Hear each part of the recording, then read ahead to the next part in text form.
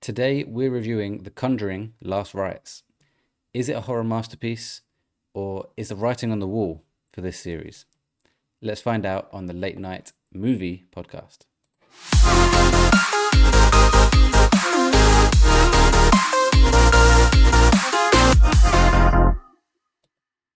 Hello, everyone, and welcome to the 36th episode of the Late Night Movie Podcast, your place for movie reviews, hot takes, and quiz shows.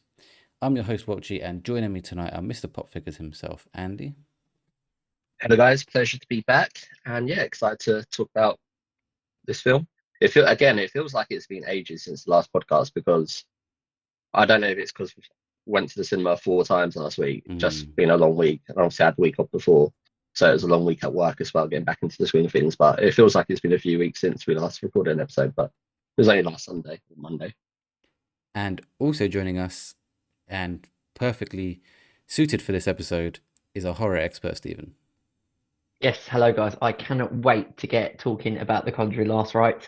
And it has been an incredibly long week, particularly as I've done even more. 7 cinema visits in 5 days, which is utterly ridiculous. And I'd probably be looked at in the Odeon metrics as someone who's just completely and utterly insane. I also had a really funny thought that if they recognise me and they see like me, you, Andy, go to cinema a lot, and then they see me going by myself, they're like, oh, they probably had an argument, like lovers tiff. He's now watched the film by himself. I was thinking, how weird must it be that I walk in with a friend? Sometimes I'm on my own. Who knows? In reality, they just don't give a shit and don't pick up. No, they don't. But it was an amusing thought process. But I was just thinking, like, because if you're going so many times, surely some recognises. And if I was working and the same person kept going every single day, I'd be like, wow, this guy's back again. So it just made me chuckle when I was thinking about that. They probably had bets on. Is he going to turn up today?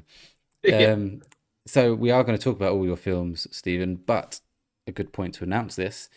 We are splitting the podcast in half and will now have 2 episodes a week. So that's 2 for the movies and 2 for the gaming side.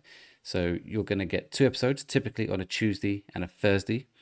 Episodes will be around the 45-minute mark and will be much more focused, particularly this one.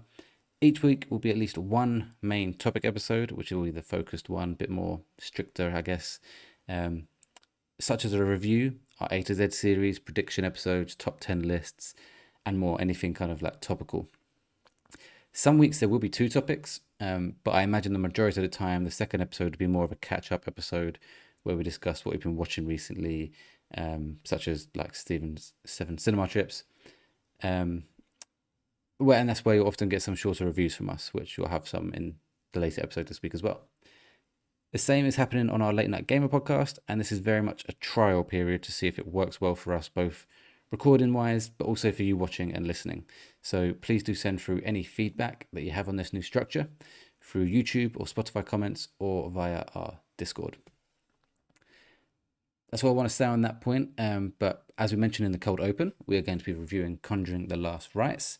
But before we do that, let's do some quick housekeeping. Of course, this is the Late Night Movie Podcast. We drop 2 episodes now a week, typically on a Tuesday and a Thursday. If you enjoy the podcast, please do consider following or subscribing on your favorite podcast service, and also leave a rating, as that really helps support the podcast a lot. You can follow us on all major socials with the handle @TheLNGPod, and you can join our Discord using the link in the podcast description if you want to chat movies, TV shows, and video games. If you're listening on or watching on Spotify, you can now also leave comments on there for us too. And of course, the podcast is now available on YouTube if that is your platform of choice. Our content schedule for the week beginning 11th, that's not right, that says 11th of August. The 8th of September looks like this. Tuesday, you're getting our Conjuring the Last Rites review. Wednesday is our top 10 most iconic video game characters on the Late Night Gamer podcast. Thursday, I am reviewing Together and a surprise movie that at least Stephen doesn't know about. And he knows because he looked at my bloody Letterboxd. Sorry, guys. Okay. And then on Friday, you're going to get the second episode of the Gamer podcast. Will be a bit more of like a what you've been playing section, a bit more casual chat. There should be some Twitch streams. I didn't stream this week on Twitch. I was away on work business. and when I got back, wasn't feeling up to it. So there will be streams this week, and that will probably be Gears or Rematch. Finally, we are sponsored by Dubby Energy Drinks. If you want an energy drink for your long gaming sessions, and you can get a 10% discount on Dubby products by using the code TheLNGPod at checkout. That's TheLNGPod for a 10% discount. Okay, let's go straight into it, guys. This is our review of Conjuring the Last Rites, or The Conjuring Last Rites even.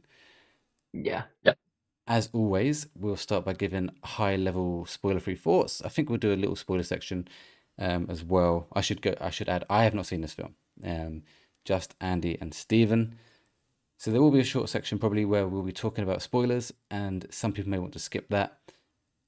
I guess it'll be the end of this podcast actually. So if you get to the spoiler section and don't want to hear it, then you can just leave and come back when you have watched the film.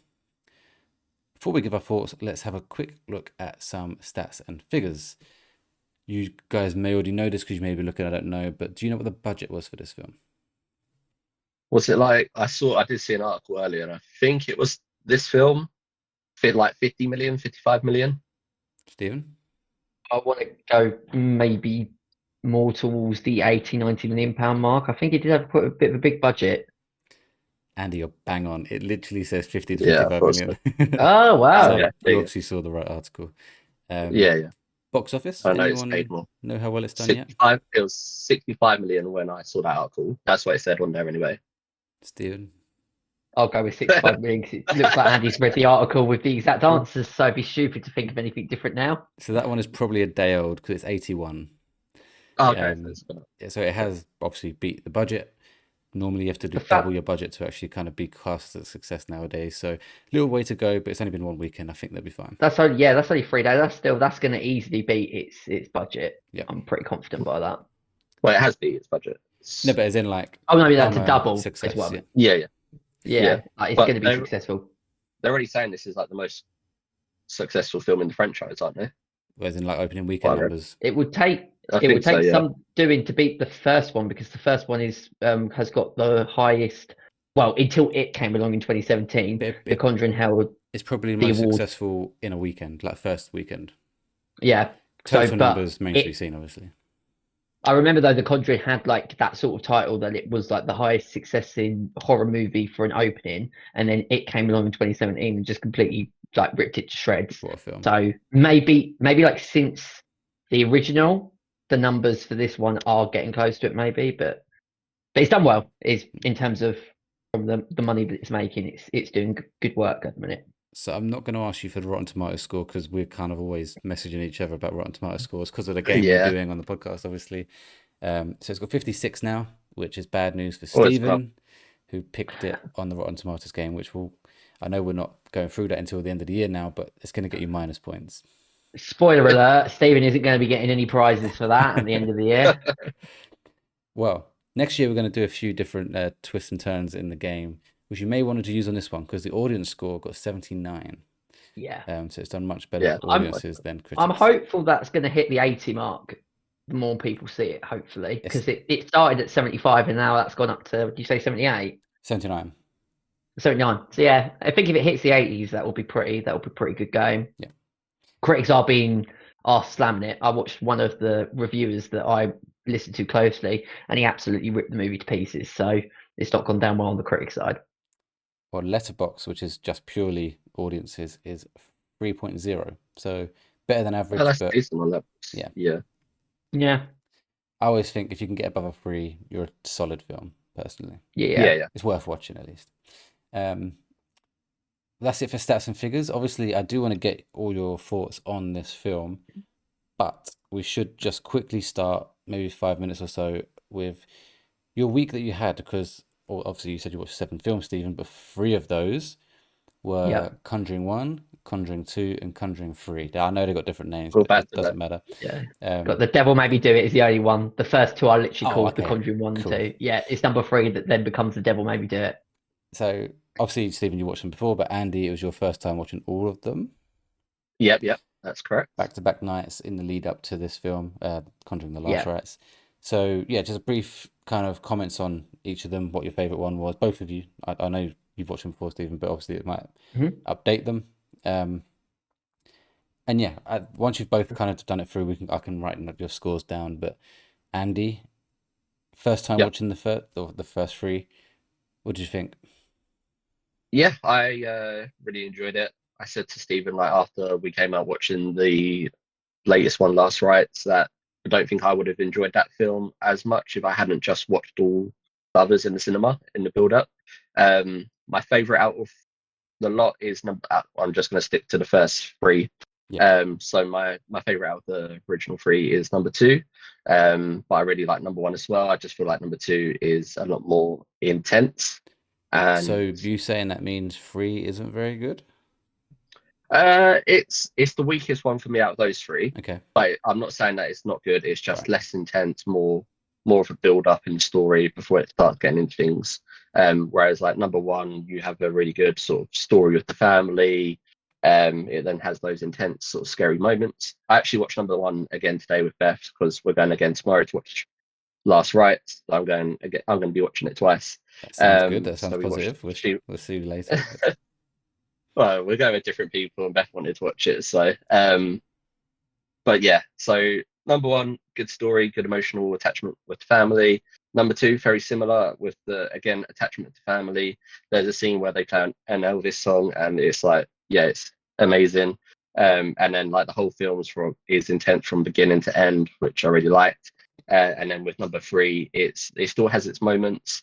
Um, but yeah, it's definitely the weakest out of all of them. But I really enjoyed the story, getting to know the Warrens. The fact that this is based on true story as well, depending on sort of what your beliefs are.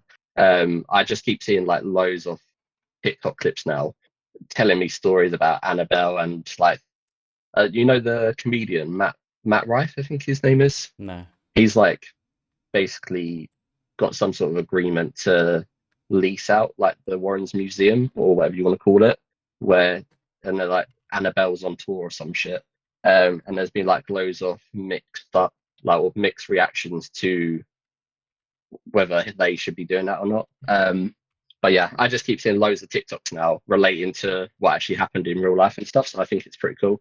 But yeah, really good movies. I loved all of them. But yeah, my order 2, 1, 3. Ratings wise, I think I gave number one a 4.5 on Letterboxd. So I'll give it a 9. I gave number two. I was thinking like because I was thinking about my ratings and I didn't want to be like over the top and I didn't want to be harsh. But then I was thinking like, what could I improve about number two that I'd want in the film? I was like, I couldn't think of anything, so I gave it a 5 on Letterboxd. So it gets a 10. Like So I that's know the highest rate for it's an me. impossible thing to do because Letterbox is a 5 point system. Well, 10, I guess, because you've got halves. And obviously you can Yeah, do halves on R1, so obviously it's completely up to you how you do yeah, it. But I typically give anything a 5 on Letterbox, yes, is a 10. A four and a yeah, yeah, half on Letterbox for me is a 9 or a 9.5. And I go down that way. So then like a 4 would be a yeah, yeah. I 9.5, do that get kind of that. thing. Yeah. Yeah. When I was thinking about my rating for number two, I was thinking like because it done everything that number one done, but then improved on it. Yeah. So they've Perfect. already improved on number one that I gave like a 4.5. So I was Yeah. thinking like I can't give number two any lower. Yeah. Like, and then I was trying to think of reasons why I could mark it down or like what I'd want them to add to it to make it a 10. I was like, I can't think of anything. So yeah, I'm just going to give it a 10. It was great horror movie, one of the best ones I've seen, and like the whole collective of the films together wraps up a very nice like story with the Warrens, and I think obviously that's what the last one delves into a bit more, the family. But yeah, I loved it. It was really cool seeing them in cinema back to back. One thing I will say, it was a lot more enjoyable watching it in the cinema. When I watched number one back earlier with Beth, obviously we was watching it in daytime, but we had the blinds down, the lights off, so it was as dark as it could be.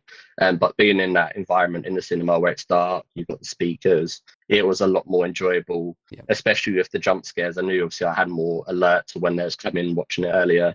But on the big screen, it's a lot more intense, a lot scarier. So I definitely recommend, at least first time you watch it in the cinema Yeah. if you can. I've got Obviously, I know it's limited release, but I've got a similar story related to that kind of thing to talk about in the next episode. But you need to give a okay. score for number three. Number three, I think I gave it a 3.5 on Letterboxd. I'll double it. I'll give it a 7. Yeah. But, I'll give it a 7.5. Okay. Cool. Stephen, Yeah. obviously rewatching them. Yes. Do you agree with Andy's order?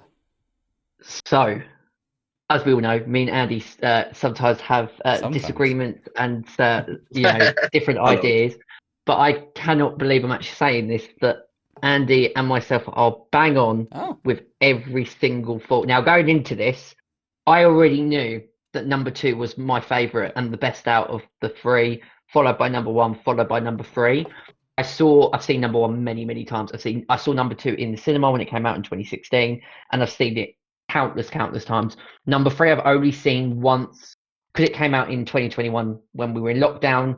It was at the time where it was in cinema, but I wasn't comfortable enough to then go back to a cinema setting. So I watched it in 4K in 2021, and I didn't rewatch it. So number 3 was probably the one that I couldn't remember mostly, but I still really enjoyed it, even though it is the weakest out of the 3.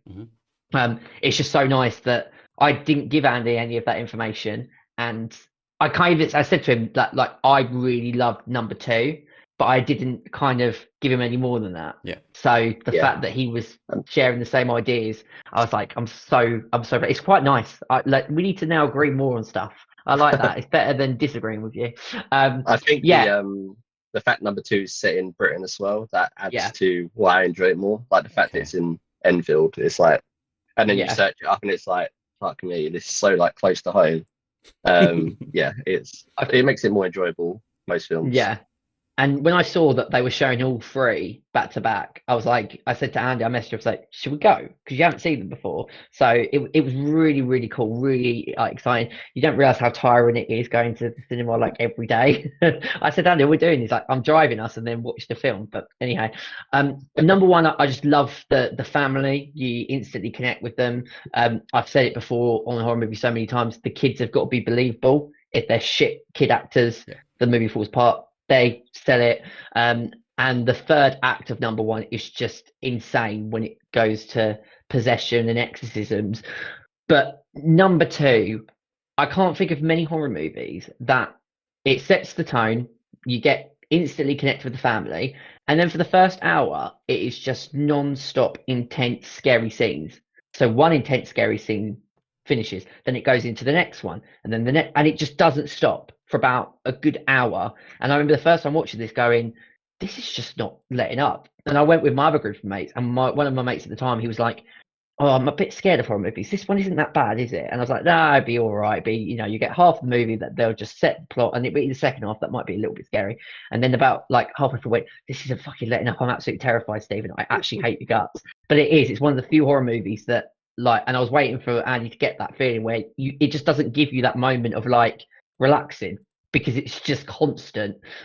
It has that one moment with the Elvis sequence, which makes you connect with the family even more. Some people say that seems really out there, but it isn't. And then it just continues. It's just scary, intense. And number 3 isn't as much as that, but I think it's got a really interesting story. It's just that it doesn't have that same intense feeling that the first have. But, and I think Andy agreed with me with this, number 3 is the best opening sequence of all 3 of the movies. So while number 3 is the weakest out of those 3, the opening sequence is just incredible.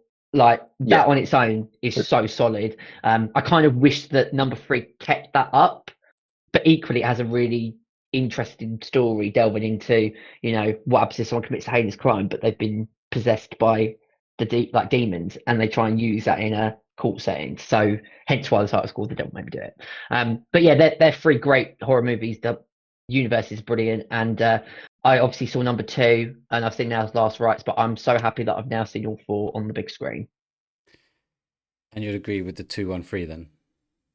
Yeah, absolutely. Cool. So, and in terms of my ratings, I would have given number 1 let me go back onto my notes just to make sure that I got it right. So I gave number 1 a 9.5 out of 10. Yep. Number 2 is a 10 out of 10 without any shadow of doubt. And I gave number 3 an 8.5 out of 10 because I really enjoyed the story of it. But it's not quite at the levels of the first 2, but it still is a really entertaining, interesting film. I'll have to watch them all at some point, so then we can average out the scores. I wonder if I'd have the same three, obviously. Um, but cool. I mean, let's go into what we're all here for then. We've got about 25 minutes left. Conjuring Last Rites obviously came out Yeah. Thursday. Is that right? I think Friday. Friday. Yeah, we sorry. went on Friday, release night. Yeah. Yeah. I mean, who wants to start? Let's start with Stephen because Andy started with the other ones. What did you think? Does it round off the whole series? Because this isn't just Conjuring, right? Annabelle's in this, Nun's in this. Is that Yeah. right? Yeah. Yeah, and then Yeah. you've got the Curse of La Llorona, which always a bit triggers me that it's in the same universe because it's separate on its own. It has no real connection, Right. but it's made by like the same producer, same director. So when you like Google the franchise, that's in there. But the core ones is all four Conjuring movies, all three Annabelle movies, and the two Nun movies. So, yeah, what did you think? Does it wrap all of that up nicely? And then, yeah, to how does it compare in just the Conjuring as well, like in rating them? And then obviously a score of Yeah. yourself. So I've had a couple of days to think about. Obviously, me and Andy spoke about it when we came out for our instant reaction to it. All in all, I did enjoy this movie. I think it is a really nice end, and I'm happy with how it wrapped the series up. I think that the problem is that the critiques that I have of the film, because of what they do, I like what they've done. So it's a really weird one to try and explain to everybody that there are bits that I wish they had done better, but I equally understand why they didn't, which we probably will touch upon more in spoiler territory. I think that there are some really creepy moments, great performances, as you would expect to be. Patrick Wilson and Vera Farmiga, I think, are incredible actors. You know, we've been with them now for 12 years, so we've got attached to their interpretation of Ed and Lorraine Warren. And the movie really homes in on the end of their story. Obviously, you'd expect that for it being Last Rites, but obviously it also centers on a family that have been affected, which is the final case that they then take on, which isn't a spoiler. That's in the trailer. As I said, there's some really creepy moments. There is one sequence which, and Welchy, you'll get this, reminds me of a certain sequence from Resident Evil Village, and that's all I'll say Oh, in terms not the of second part. not in terms of like what you see, but in terms of something being much bigger, if that makes sense. Something that is quite small but then amplifies, and Okay. it gave me Resident Evil Village vibes, which Yeah. I'm trying to walk on metaphorical Yeah. spoiler eggshells, but I feel like you know what I mean by that. Mhm. Not as creepy as Resident Evil Village, but Yeah. I feel like maybe they even used a bit of influence on that game inspiration. in that scene, Mhm. because I saw it and was like, that was immediately playing in my head when that Mhm. scene played out, which I thought was brilliantly done. On the downside, it was the first Conjuring movie where I really didn't connect with the family at all. So, like what we said with the first three, is I think the reason why the movies really work is that the family that have been affected by the entity, you care for, you like straight away. So you instantly connect with the family in number one, in number two, and even in number three, you really care about them. So whilst the horror dies down, you want to find out what happens to the guy that's, you know, on trial for murder, his girlfriend who's trying to help, and they're very, very likable. This, you don't get that. It's a family of eight, so the scenes that we do get with them, they're mainly like at dinner, but they're all chatting over each other. So you don't get that sort of time to resonate or like anyone. You get a brief moment, but it doesn't really work for me. And the moments where things start happening to them, there's not enough of that. Mm-hmm. So it's like you only see a couple of things affect them, and then the Warrens come in. But the reason why is that the movie spends a lot of time showcasing where they are in their lives. So the movie can't really juggle both of those in to get the best out of them. I feel like that. Hopefully, that makes sense of what I'm saying. That like if those sequences with the family were more scary, or it gave us a bit of a more window into their lives, I think the movie would have hit more in terms of that. I think it is the first time where that felt a bit sort of rushed. It was almost like they couldn't quite get that right balance of, right, well, we need to have time with the family to get scary moments with them, but we've got to wrap up the Warren story because it's the last Conjuring movie. So it was like they were juggling, and I just don't think their juggling was as good as what it could have been. How long is this film? It's 2 hours 15. It is long. It's not like they could have used, if you had another 15, 20 minutes of that family, it's like we're talking about Mission Impossible Final Reckoning time. When the Warrens come down to Pennsylvania, where the house is set, I did some like looking into how long it takes. it takes us an hour and 15 minutes just to get the Warrens to Wow. Pennsylvania. So it's the hour just So, for them then. and some of the criticism of the film is that that's too long. I didn't Mm. find it too long because the bits with the Warrens I enjoyed. So it was weird. I quite liked what they were doing, but equally, I think if they had just made the scenes with the family much more scary and intense, or to give us that when, like, I think about it in the first three, there's always something at the very beginning that makes you instantly go, I like this family. Like in The Conjuring 2, you see Janet, she's holding a cigarette for her friend, and then she gets in trouble for it. And it's not really full, but then you see the family, their struggles, and it's like a couple of minutes, but you're there. Like Jordan Peele in Us and Get Out did that really well, where you don't get a lot of time with the family, but you get just about enough that when the storm comes, you're really on their side. And I just don't think that was executed as well. But I think all in all, it was a very enjoyable movie. The end was very nostalgic. It actually didn't get me emotional, but gave me that like warm feeling because it gives me that. I said this to Andy, it's like it rewards the people that have been there since the beginning. I like films that do that, to say, you've been here from the start, this is your present. That's how I felt about Good Mission perform- Impossible this year. Like I was just Yes. so satisfied Yeah, with it. a lot of nostalgia. Yeah. Which the end sequence absolutely gives you that. So I was happy with that. And I'm trying to work out if I enjoyed 3 or 4 more. Okay, And so I we're feel down like at that level. We're down at it did reach 1 or Yeah. 2 for you, obviously. I think I put in my notes that I enjoyed it slightly more than 3, but because of the nostalgia.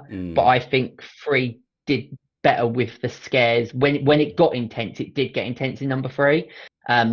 So I can't really separate because both 3 and 4 have got their own individual issues and they're just not on par with the first 2. But it's still very good. So I've given it the same score of 8.5 out of 10 because it just can't work out. I feel like I enjoyed 3, but the things that 4 does well, 3 may not have that. So they both kind of counteract each other. So I think in the end, to simplify it, I'll give them the same score. So they're just both not on the same level as the first 2, but still really enjoyable. So now Difficult one to review, I know. Now you've reviewed those 4 films, you're up to 75 reviews on this podcast. Jeez. Cool. Solid Wow. effort. Solid effort. That's a lot of films. Andy, what did you think of Yeah. Conjuring Last Rites? Are you aligned with Stephen? Do you think it's better or worse? What do you think? Pretty much on the same page. Like when we came out the cinema, I said to Stephen, like, I enjoyed the film. I'm glad that I'd watched the other 3 the same week, because I feel like if I had only watched them once when they felt all like on their release dates, I think I would have went in watching this one and not enjoyed it as much as I did. But I feel like as a collective, the 4 films, it was a very cool like universe, very cool story overall. And then I felt like the last film did wrap up the Warren story quite nicely. But for me, it definitely is the weakest one out of the 4. But I think because the first 2 are such good horror movies, and the third one only slightly lets off, it's still getting a high score from me.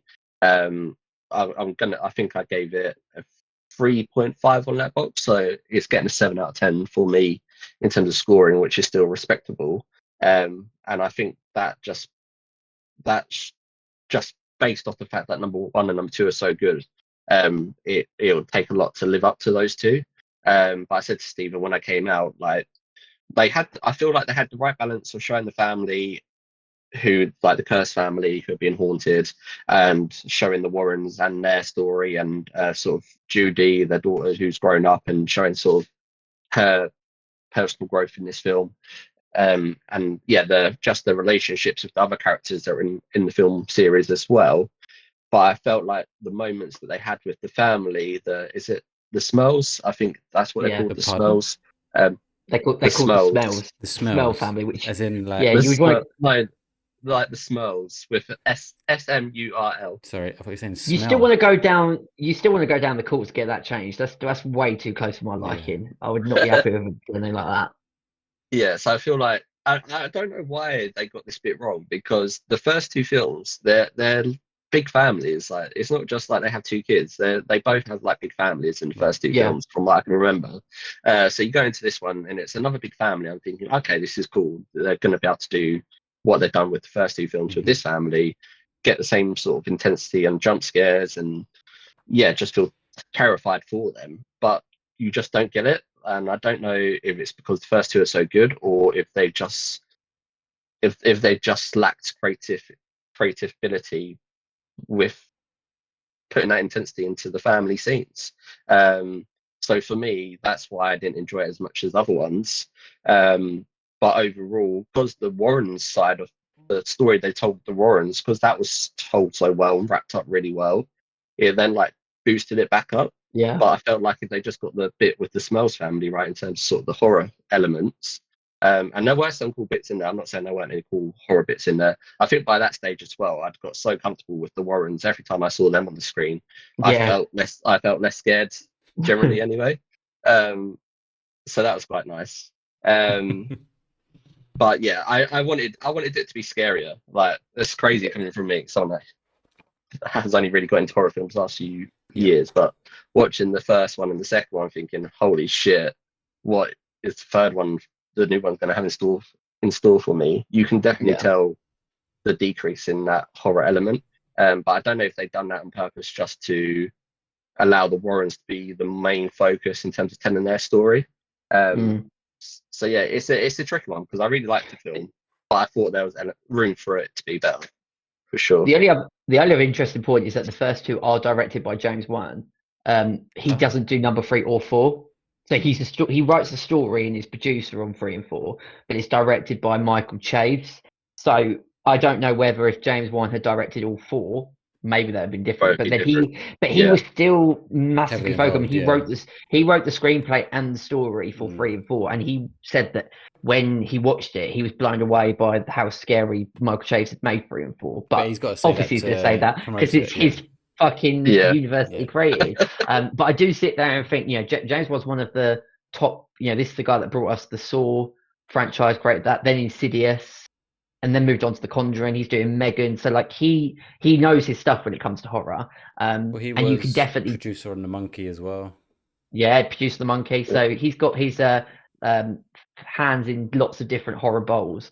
And I do sit there and think that if he was at the helm, maybe it'd be different. But then I still think there are moments, particularly in Last Rites, as Andy alluded to, that are very creepy. And again, I wasn't going to mention it until we got to spoiler territory, but like I loved Judy, who is the daughter that has always been sort of on the edge in the first two, not so much number 3, but in the first two, there are things that with Judy as a child that happened with both Annabelle and then Valak, who is the nun in number 2.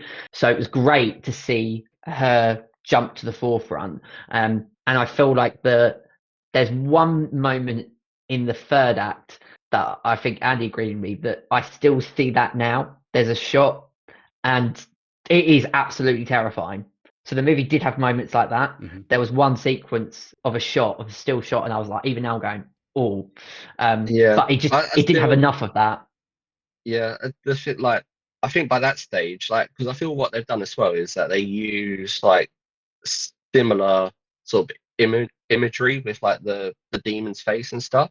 So like there's a scene where the demon pops out. It's meant to be a jump scare, but by that point, because it's sort of a similar face to what I've seen in the first two where I've seen that face, I didn't jump at all. Like I don't think there's a part in the full film where I actually jumped. Whereas in the first two, there was like several moments where I was like, "Fuck, that scared the shit out of me." I think you probably like you were immune to it after watching all 3. I think it wasn't necessarily a jump scare, but it was a moment that I shuddered. Cool. Like I felt my like the hairs at the back of my neck stand up, and then like going to bed that night. If you think about that, you go, "Fuck that!" Like just fuck off. Or if I was driving home late at night, thinking if I saw that on the side of the road, I would shit my pants, which I obviously didn't. Also, I mean, this is a little bit off topic. When we went to see Last Rites, it was packed out cinema. Like it was absolutely rammed. Obviously, because it was opening night, and people just need to understand the code of conduct when they're in cinema. I had 2 women to my left. It's the worst thing on, and they just spoke all the way through. And I kind of can allow it when it comes to horror movies in a respect that like there's always that thing that in horror movies the audience get terrified, something really scary happens, and then you jump and then you laugh and then you talk about it with the person you're watching. Fine. That's acceptable. But as if they're doing it in other parts, there were sequences with Ed and Lorraine so there's one sequence where Ed and Judy's fiance are playing ping pong, not scary in any shape or form, and they're having a full-on conversation with each other that's starting to whisper, but then they're getting louder and louder. And it's like, if you come to watch a cinema like movie, do me a favor, shut up. Like, it's so distracting, and people's manners, like phones going off, sort of chatting, shouting. It's like, that's it the really only issue with going on opening night. I like whenever we go on opening night, there's always, because it's packed out, so there's more people in there generally anyway. But I feel like that is the issue. It always seems to be better when we go and watch it later. But the thing is, we want to watch it when it first comes out without being distracted and stuff. So, but I'm also going to go to watch it as well a second time on Thursday. But I'm actually watching it in 4DX. I'm going to go to the 4DX screening of it just to I've always wanted to see what a horror movie's like. And I'm in work where I am, the Cineworld that does 4DX is like right around the corner.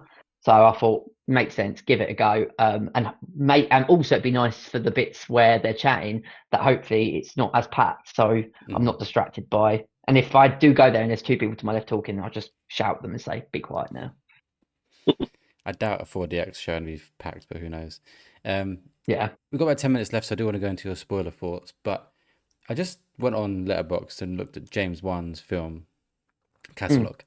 And I'm on the film that he has produced. He's got obviously tons and tons of horror films here. And then he's got Aquaman. Yeah, he directed Aquaman, and he also directed Fast and Furious 7. Yeah, and he directed Fast and Furious 7, the Paul Walker film. What in his mind thought, you know what? Aquaman. Switch up. I think maybe he tried to switch up a bit, and he was like, we had a go back to horror. Me and Andy had a conversation which is separate, like to Jordan Peele, who's been producer on the Him film, and obviously he started out with Key and Peele and then mutated into horror. And I do think there's something particularly like when it comes to comedy and horror are very aligned because one invokes you to laugh, one invokes you to be scared. But I also think that some directors, I do find it astounding how they can jump from horror to a big budget action movie. Like it is weird. Also, James Wan founded Monkey Paw Productions, Atomic Monster. That's his company. So any movies that are distributed or worked on by Atomic Monster, that's his company. So he'll always be a producer. It might be like one of those films, or like films where he watched them when he was younger and was like, oh, that'd be such a cool movie to like direct one day. Like with Channing Tatum playing Gambit in Deadpool. Like he's always wanted to play that role. And although it's like might be completely different to what he usually does, he's like, I need to do that. So maybe that's the same with him directing those movies. Definitely. Okay, well, let's give everyone a couple of seconds to leave the podcast if you don't want to be spoiled on The Conjuring Last Rites. Obviously, I haven't seen it, but I don't mind. I haven't seen any of them. So by the time I do come around to watching all four of them, I'll hopefully forget what you're talking about. I would recommend watching them, particularly if you're enjoying a fan of horror, particularly the first two. They are stone cold. The way you two have spoke about the first two has made me want to watch them too, at least. And if I watch them, I might as well watch 3 and 4. Definitely. So I will one day. It's just not right now, so I don't mind being spoiled. So this is your warning. I'm not about to spoil it, but Andy and Stephen are about to spoil Conjuring Last Rites. Probably not majorly, but like some moments they want to talk about. It's difficult to spoil anyway, really. I think. So yeah, this is your moment. Now we're about to spoil it. So I think one of the things that I was speaking to Andy about a lot this week when I was driving us to each of the screenings of the first 3, and I really kind of wanted them to maybe do something where like Annabelle and Nun, they come back for this last one, and they didn't do anything with the Nun, but they do something Annabelle. with Annabelle. Shit, okay. And that sequence that I said reminded you of Resident Evil Village. So there's a sequence where Annabelle basically becomes like 4 times her size. So there's in a dark room and she peers out, but she's like absolutely huge, and like Judy's been affected by it. But the way that they started that, it like reminded me of the bit where you go around the corner, you see through it dark, and then all of a sudden that thing, which we won't mention, comes out. And I felt that if they did it as a coincidence, but I feel like there is definitely inspiration there. That was when I was about to spoil it to Andy, but he was like, "Oh no, I might play it one day." So you need to stream that if you do. I will need to see your reaction if you play Resident Evil Village. And I did love the whole Annabelle. I wish they'd done it a bit more, but I quite like that because, like Andy also said to me, it's like they keep showing Annabelle in the case because the Warrens have got basically a throughout the underground film, cellar. not Yeah, in just all this three film, like films. throughout the whole films. In all three films, basically, that any case that they've looked at, they then take a piece of. So normally the demon has affected some kind of toy or another object, Yeah. and they have a room where they put it because they say it's like taking guns off the street. If they're in this room Okay. and they have a priest that comes in and cleanses it once a month, then it can't affect anybody else. And but in every movie, you see Annabelle in the distance in the case. So it felt like if they were going to do anything, it was going to be Annabelle being referenced. And again, I would have loved the Nun, because I still think the Nun is terrifying. I did But watch the first Nun film in cinema, but the See, problem, I know this is not about this film, but the problem with that film is that the trailer was so fucking scary that in the film, when I got to the film, I was like, that would have been scary if I didn't know that was going to happen. yeah. And this trailer was so scary that in the cinema when we was watching it, this was like way before COVID, so the cinemas were busier.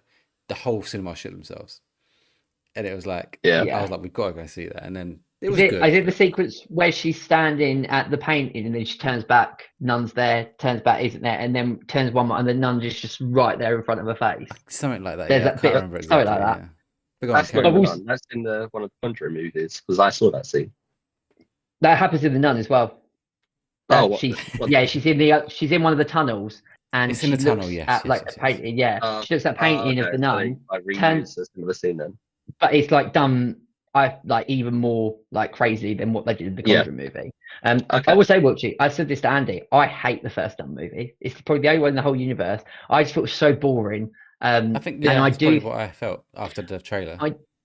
I do also think that because they were also in number 2, there was a Crooked Man demon as well. So you've got the Nun and this Crooked Man, and they were going to do a spin-off of the Crooked Man, but they shelved it. But I think the first Nun didn't do well. I know they did a sequel, but that they were like no. So I think they understood that we don't necessarily need a prequel to all of these creatures. But going back to so the Warrens have like a hall of a room where they have all of this memorabilia.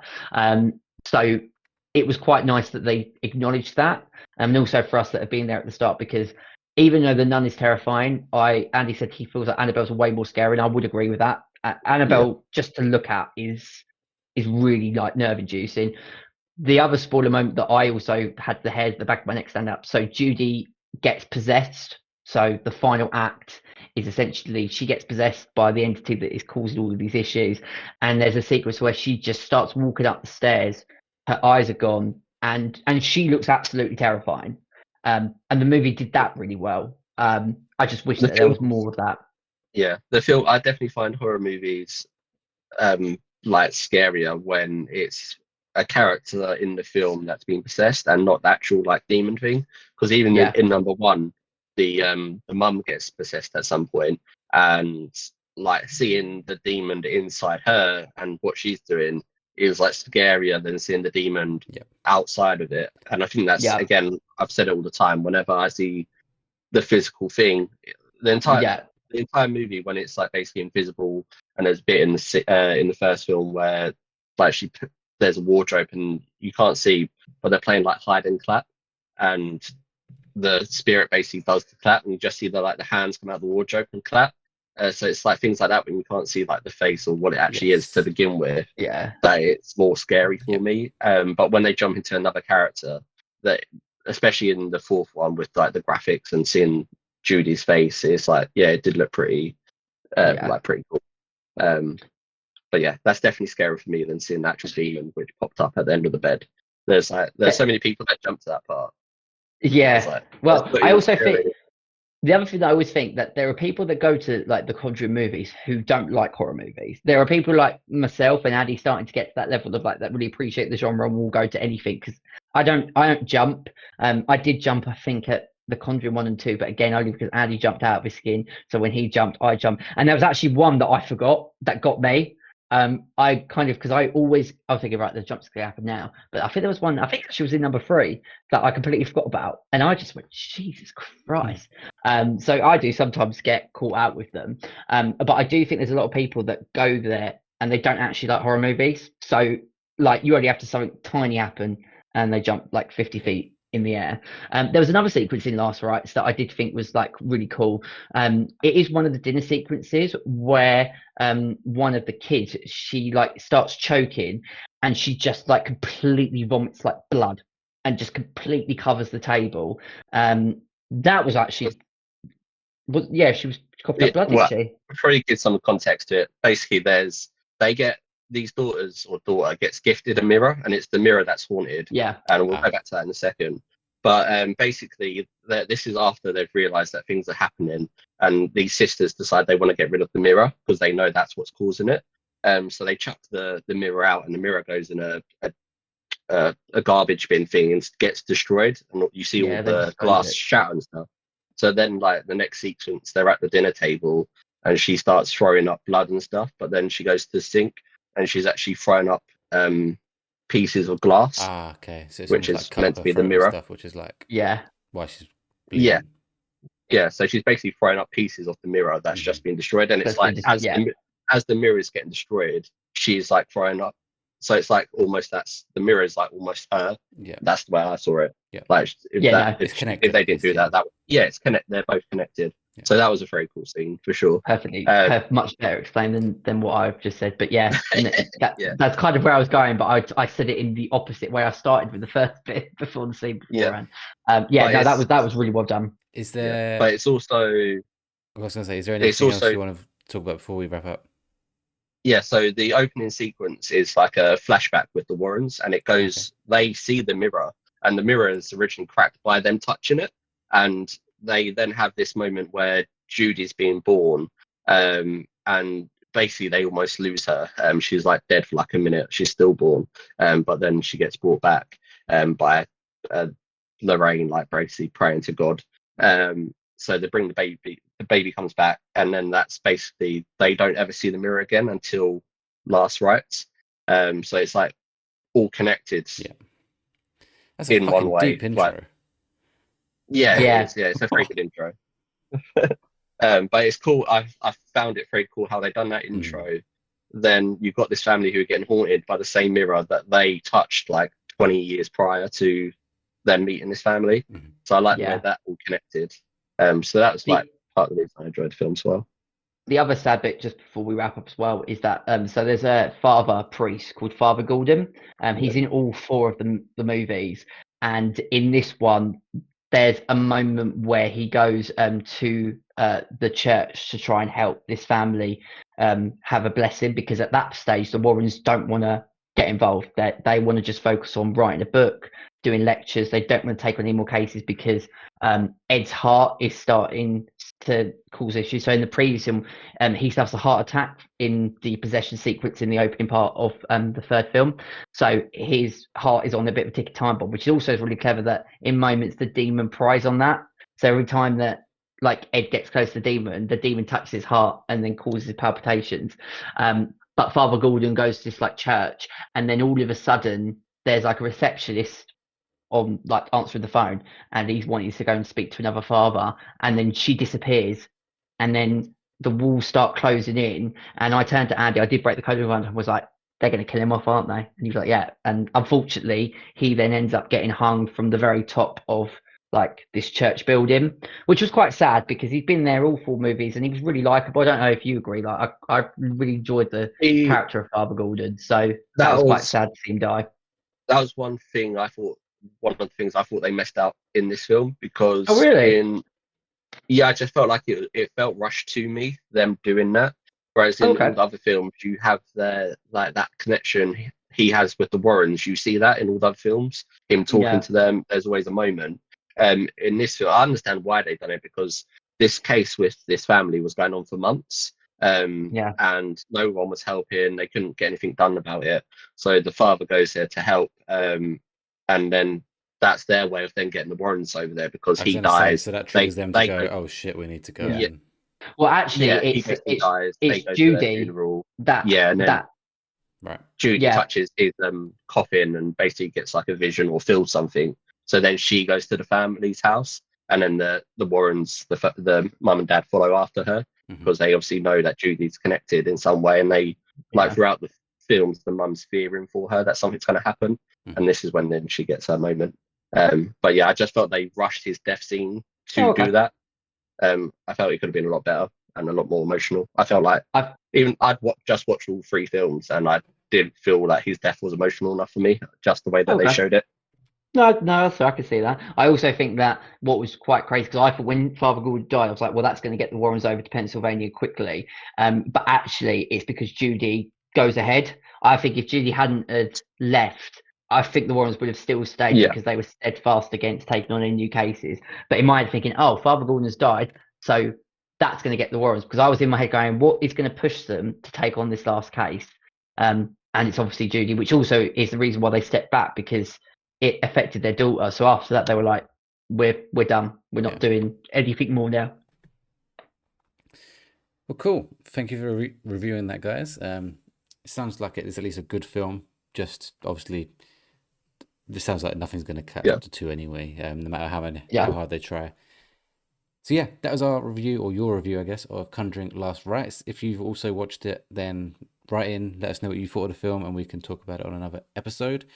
But for now, before we go, Andy, do you want to let people know where they can follow you? Yes, please. So you can find me over on Twitch at Andy_Y_07, or you can find us over on Facebook, Instagram, TikTok, and YouTube at AB Collectibles or AB Collectibles 24. Thank you very much. And Stephen, where can people find you? Yeah, just on my TikTok at DJ Bagpuss. Analyze and Arsenal will be back next weekend when the Premier League returns. So look forward to that, and some other content that is appearing on my TikTok and also my YouTube of the same name if you want to watch some historical videos. Thank you very much. Thanks again for tuning into the Late Night Movie Podcast. If you enjoyed the episode, please give us a follow, leave a rating, and tell a friend about us, as word of mouth goes a very long way. You can follow us on all social medias on the handle the LNG Pod, and be sure to join our Discord community using the link in the podcast description. It says next week, but it's still this week. The next episode, which will be airing on Thursday, will be, as I mentioned earlier, our review, or my review of Together, and a surprise review in there as well as some of Stephen's cinema experiences this week. Until then, I have been your host, Welchy, and my guests have been Andy. Thank you as always, guys. It's been a pleasure. And yeah, let us know if you're watching the movie and what you think about it. And Stephen. Yeah, been a pleasure as always. I love doing a horror review, which is what Horror Expert is here for. Looking forward to discussing our other movies in the next episode. Thanks for listening, and we will see you in the next episode.